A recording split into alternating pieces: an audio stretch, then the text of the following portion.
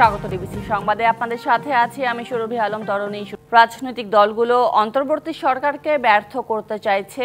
তথ্য উপদেষ্টার এমন মন্তব্যে বিরূপ প্রতিক্রিয়া রাজনৈতিক দলগুলোর মধ্যে। বিএনপি এমন বক্তব্যকে প্রত্যাখ্যান করেছে। রাজনৈতিক দলকে প্রতিপক্ষ না বানানোর আহ্বান জানিয়েছেন তারা। আর জামায়াতের মতে কোনো গণতান্ত্রিক দেশের জন্য এই বক্তব্য সুচিন্তিত নয়। তথ্য উপদেষ্টার বক্তব্যের সমালোচনা করেছে বাম দলগুলো। রাজনৈতিক দলগুলো অন্তর্বর্তী সরকারকে ব্যর্থ প্রমাণ করার চেষ্টা করছে। সম্প্রতি তথ্য ও সম্প্রচার উপদেষ্টা নাহিদ ইসলামের এমন মন্তব্যের পর শুরু হয় নানা আলোচনা। এমন বক্তব্য রাজনীতি বিরোধী উল্লেখ করে রাজনৈতিক দলগুলোকে প্রতিপক্ষ না বানাতে আহ্বান জানিয়েছে বিএনপি। এই উক্তিটা উনি কি জন্য করেছেন, কিভাবে করেছেন, কোন প্রেক্ষিতে করেছেন আমি জানি না। এটার গভীরতা উক্তি উনি বুঝেছেন কিনা তা আমি জানি না, কিন্তু এটা কিন্তু অত্যন্ত একটা মারাত্মক একটা উক্তি। আমি তীব্রভাবে প্রতিবাদ করছি এবং আমি মনে করি যে এই ধরনের উক্তিটা প্রত্যাহার করা উচিত। এবং আমি এটা মনে করে দিতে চাই যে দয়া করে রাজনৈতিক দলগুলোকে বা রাজনীতিকে আপনাদের প্রতিপক্ষ বানাবেন না। যে একজন উপদেষ্টা যে কথা বলেছে যে সরকারকে ব্যর্থ করার চেষ্টা করছে রাজনৈতিক দলগুলো, এটা তিনি সঠিক বলেননি, বরং এটা ঐক্যের মধ্যে এক ধরনের ফাটলের সূচনা। এমন বক্তব্যকে সমর্থন করছে না জামায়াতে ইসলামীও। এটা তো তার কথা, ব্যর্থ প্রমাণের চেষ্টা কেউ করছে না। সমালোচনাটা হচ্ছে কিন্তু গণতন্ত্রের একটা সৌন্দর্য, that is beauty of democracy. এটা কিন্তু রাষ্ট্রকে ব্যর্থ করার জন্য করা হচ্ছে কথা বলাটা কোনো সুচিন্তিত গণতান্ত্রিক দেশের জন্য আমার মনে হয় যায় না। বাংলাদেশের রাজনৈতিক দলসমূহ বর্তমান অন্তর্বর্তীকালীন সরকারকে সমর্থন দিয়েছে, সহায়তা দিয়ে যাচ্ছে। সেই ক্ষেত্রে এই রাজনৈতিক দলসমূহের সরকারকে ব্যর্থ করার অভিযোগটি যথার্থ নয়। বামধারার রাজনৈতিক দলগুলো তথ্য উপদেষ্টার মন্তব্যের সমালোচনা করেছে। আমরা সরকারের কারো কাছ থেকে অতিকথন শুনতে চাই না, বাড়তি কথা শুনতে চাই না, যেটা বিভ্রান্তি বিভাজন তৈরি হয়, অনৈক্য তৈরি হয়, সন্দেহ অবিশ্বাসটা যেটা বাড়ে। এটা কেন বলছেন জানি না, এটা তাদেরও একদম অস্থিরতার বহিঃপ্রকাশ। রাজনৈতিক দলগুলোর সাথে দূরত্ব বাড়লে সরকারের পথ চলাতে প্রতিবন্ধকতা বাড়তে পারে বলেও মনে করছেন অনেকেই। মনিরুল সোহাগ, ডিবিসি নিউজ, ঢাকা। গণতান্ত্রিক দেশের সংস্কার যদি নির্বাচিত প্রতিনিধিরাই করবে, তাহলে 53 বছরের রাজনৈতিক দলগুলো কেন নিজেদের সংস্কার করেনি? এমন প্রশ্ন রেখেছেন পরিবেশ উপদেষ্টা সৈয়দা রিজওয়ানা হাসান। বলেন, যদি তাদের দিয়েই সংস্কার হতো তাহলে জনগণ অন্তর্বর্তী সরকারকে দায়িত্ব দিল কেন? নির্বাচন কখন হবে সেই সময়ে প্রধান উপদেষ্টা ঘোষণা করবেন বলেও জানান সৈয়দা রিজওয়ানা হাসান। জুলাই আগস্ট গণ অভ্যুত্থানের পর দায়িত্ব নিয়ে রাষ্ট্র সংস্কারে জোর দিয়ে কাজ করে যাচ্ছে অন্তর্বর্তী সরকার। তবে সব নয়, প্রয়োজনীয় কিছু সংস্কার শেষ করেই নির্বাচন দেওয়ার দাবি রাজনৈতিক দলগুলো সহ বিভিন্ন মহলের। তারা বলছে বাকি কাজ করবে নির্বাচিত সরকার।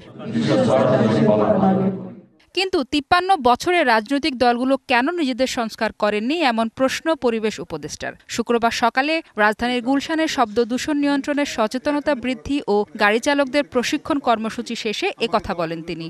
রাজনৈতিক দলেরা যে কথা বলছে যে তারা ছাড়া সমস্যার সমাধান করা সম্ভব না, তারা তাহলে 53 বছর সমস্যার সমাধান করে নাই কেন? Would you please answer? কেন আজকে আমাদেরকে দায়িত্ব নিতে হলো? Would you please answer? তাদেরকে ছাড়া সমস্যার সমাধান হবে না, এটা সঠিক কথা। এটাই তো হওয়ার উচিত যে নির্বাচিত জনপ্রতিনিধিরা সমস্যার সমাধান করবেন। তাহলে আজকে বায়ু দূষণ নিয়ে আমাকে কেন প্রশ্নের উত্তর দিতে হচ্ছে? সৈয়দা রিজওয়ানা হাসান বলেন, যদি রাজনৈতিক দলগুলো দিয়েই সংস্কার হতো তাহলে জনগণ অন্তর্বর্তী সরকারকে দায়িত্ব দিল কেন?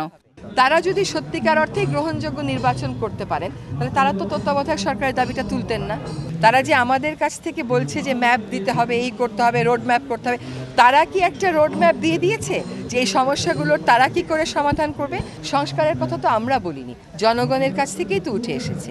আমাদেরকে বিচারও করতে হবে, সেটাও তো করতে হবে। তিনি জানান, নির্বাচন কখন হবে সেই সময় প্রধান উপদেষ্টা ঘোষণা করবেন। গণ অভ্যুত্থানকে অস্বীকার করে বাংলাদেশ ভারতের সম্পর্ক উন্নত করা সম্ভব নয় বলেও মন্তব্য করেন এই উপদেষ্টা।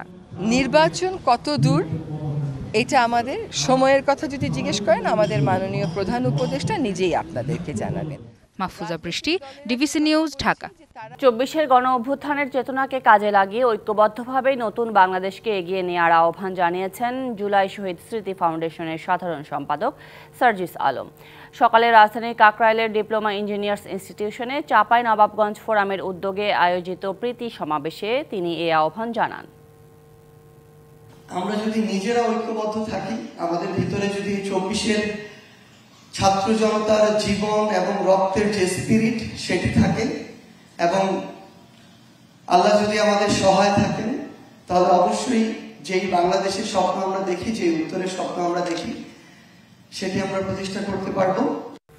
বাংলাদেশের অন্তর্বর্তী সরকারের সঙ্গে যুক্তরাষ্ট্র ঘনিষ্ঠভাবে কাজ করছে, নজর রাখা হচ্ছে বাংলাদেশের চলমান পরিস্থিতির দিকেও।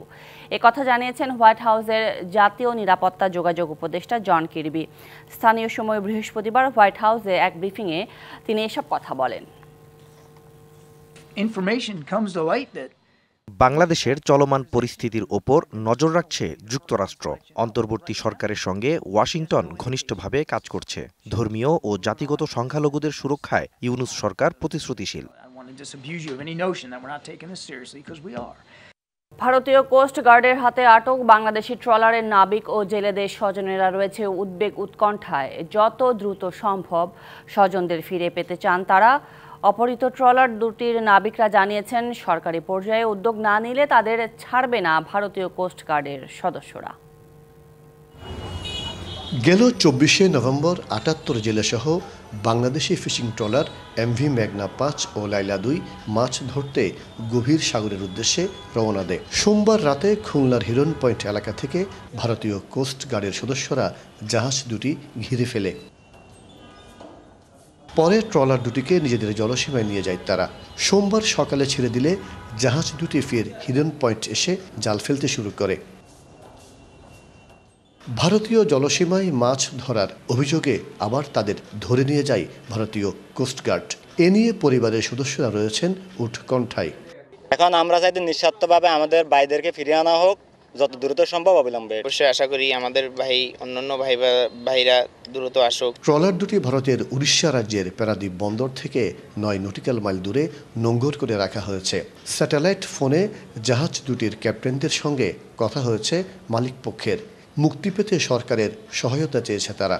উড়িষ্যার কোনো একটা তাদের যে প্যারাদ্বীপ তাদের বন্দর আছে সেই দিকে কাছাকাছি আর কি এই মুহূর্তে আছে। তারা বলছে যে আপনাদের নেভির সঙ্গে আমাদের যোগাযোগ হলে আমরা যত দ্রুত সম্ভব আমরা হস্তান্তর করব। ওটা আমাদের এরিয়ায় ছিল, এরিয়ার একটা কোন জায়গায় থেকে ফিশিং করছে ওইটা এরিয়াটা ডিটেলসটা আমরা দিয়ে দিছি।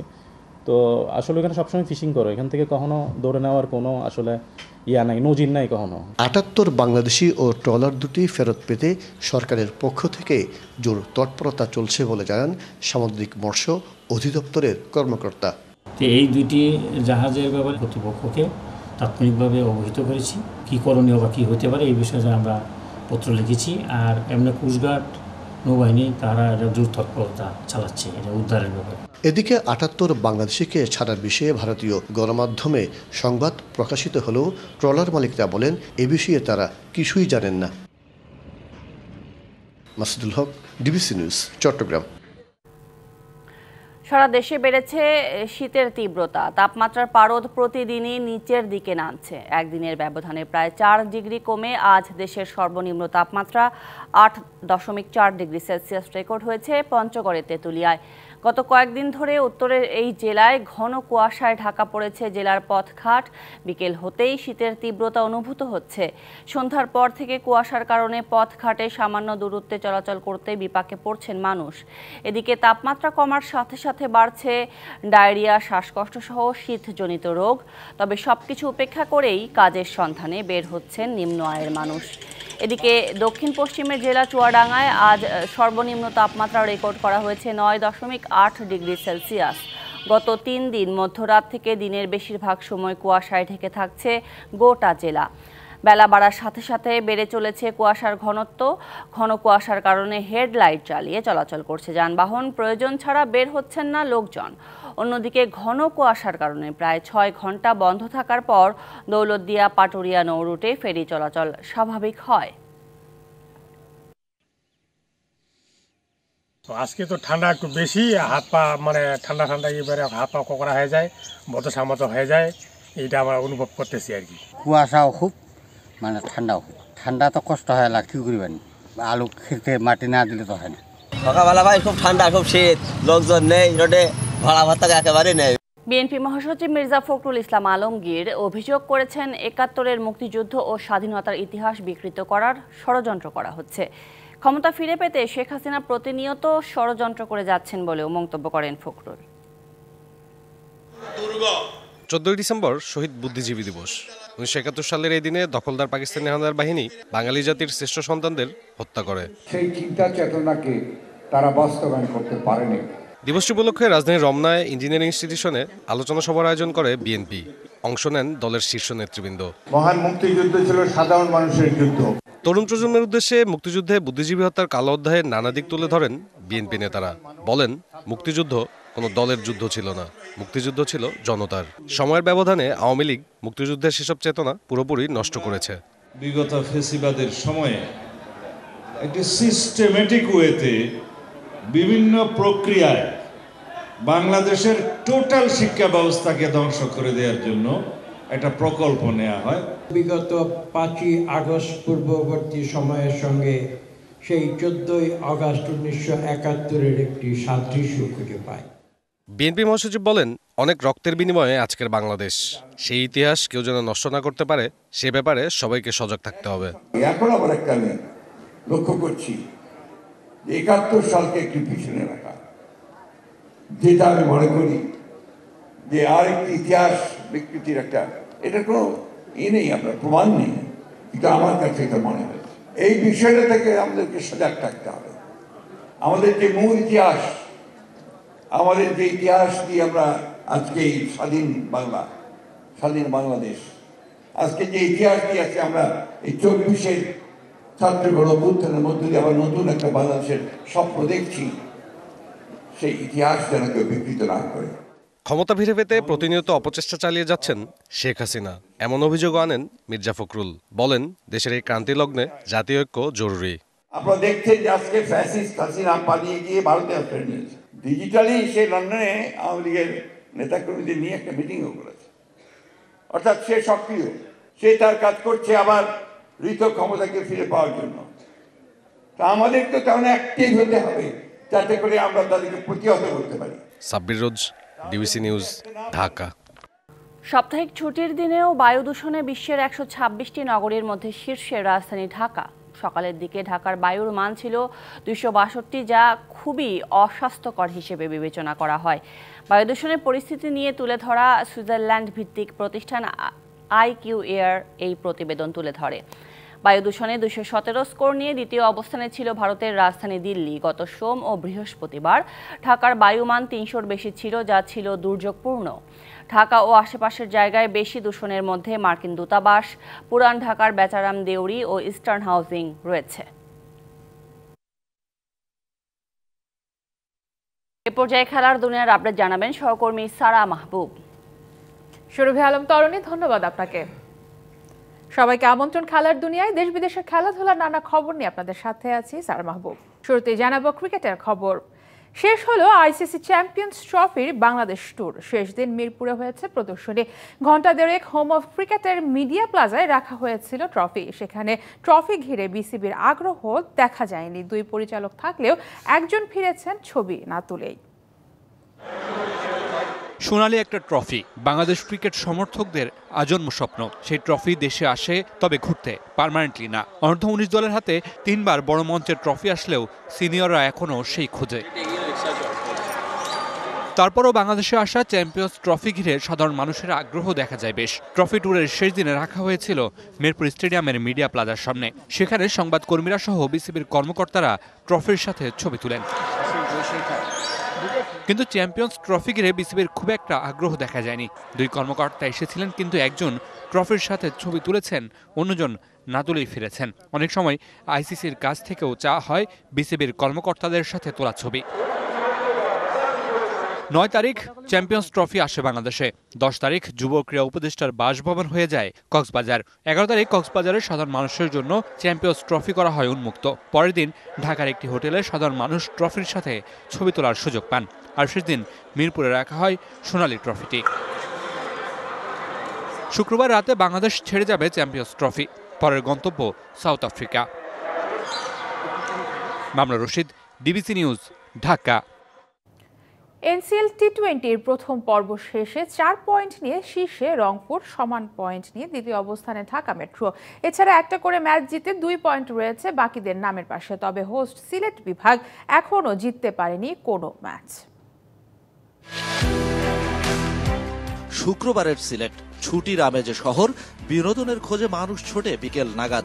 মাঠে বসে খেলা দেখতে চাইলেও নেই উপায়। ছুটির দিনে এনসিএল এর কোনো ম্যাচ নেই লাক্কাতুরায়।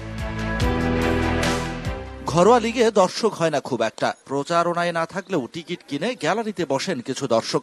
যদিও এনসিএল এ গেল 2 ম্যাচে স্বাগতিক দল সিলেট বিভাগ জয়শূন্য। Local boy pacer Khaled Ahmed বললেন, টি20 মোমেন্টামের খোঁজে আছেন তারা। মোমেন্টামের খেলা, মোমেন্টামটা আমরা সবসময় ধরে রাখার চেষ্টা করবো। এটা নিয়ে সবাই কাজ করতেছে, কোচের সাথে কথা বলতেছে। কোচ রাজিম ভাই আছে, তারেক ভাই আছে। আমরা বোলিং এ কিভাবে ডিপার্টমেন্টে কিভাবে উন্নত করতে পারি ওনার সাথে কথা হইতেছে আর কি। এগুলো এনসিএল এর বাইরে এসে খালেদ ডুব দিলেন স্বপ্নের টাইগার ব্রিগেডে। বললেন, কম্বিনেশনের জন্য বাদ পড়েছেন ওয়েস্ট ইন্ডিজ সফর থেকে। দলে থাকলে চেষ্টা করেন বল হাতে শতভাগ দিতে। বাংলাদেশে অনেক পেস বোলার, সবাই ভালো পেস বোলার। আমি যেখানে সুযোগ পাবো আমার চেষ্টা থাকবে।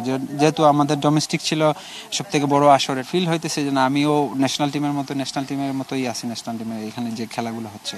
2023 বিশ্বকাপের পর টাইগারদের বোলিং কোচের দায়িত্ব ছাড়েন অ্যালান ডোনাল্ড। তবুও এই কোচ এখনো যোগাযোগ রাখেন খালেদদের সাথে। এই পেসার বললেন, ডোনাল্ডের শর্ট লিস্টে থাকাটা বাংলাদেশি বোলারদের জন্য নিঃসন্দেহে আলাদা প্রেরণার। উনি ভালো কিছু হলে ডোমেস্টিকে উনি ফলো করে, ভালো কিছু হলে উনি আমাদেরকে মানে অ্যাপ্রিসিয়েট করে বা ধরে রাখার চেষ্টা করে, আরো ভালোভাবে করার চেষ্টা করে, মানে করার জন্য বলে আর কি। এনসিএল টি20-র 8 দল একদিন বিরতির আগ পর্যন্ত খেলেছে 2টি করে ম্যাচ। রংপুর ও ঢাকা মেট্রো শতভাগ আর একটা করে ম্যাচ জিতেছে ঢাকা, রাজশাহী, চট্টগ্রাম ও খুলনা। স্বাগতিক সিলেট রয়েছে প্রথম জয়ের অপেক্ষায়। প্রায় 7 লাখ জনসংখ্যার নগরী সিলেট। সেখান থেকে যদি 50,000 মানুষও ক্রিকেট পছন্দ করে, নিঃসন্দেহে শুক্রবারের ছুটির দিনে গ্যালারি ভরে যেত। তবে এনসিএল এর কোনো ম্যাচ শুক্রবারে রাখা হয়নি, অর্থাৎ ছুটির দিনে কোনো ম্যাচ নেই। Shahan Papon, DBC news, Sylhet. সংবাদে এই ছিল এখনকার মতো। ডিবিসি নিউজের সংবাদগুলো পড়তে ভিজিট করুন dbcnews.tv আর ভিজিট করুন ডিবিসি নিউজের ফেসবুক পেজ এবং ইউটিউব চ্যানেল। সঙ্গে থাকুন।